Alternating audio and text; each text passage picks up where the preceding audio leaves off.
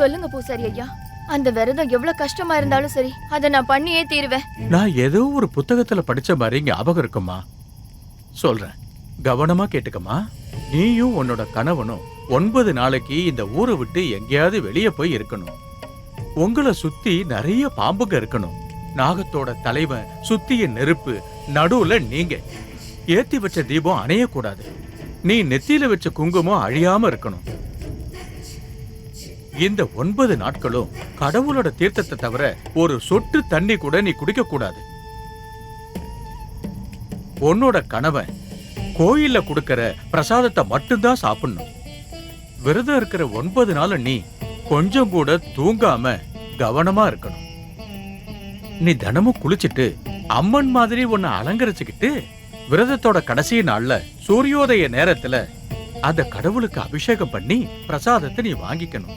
இந்த விரத காலத்துல நீ கவனக்குறைவா இருந்தாலும் உன்னோட கணவனுக்கு கண்டிப்பா மரண நிச்சயம்.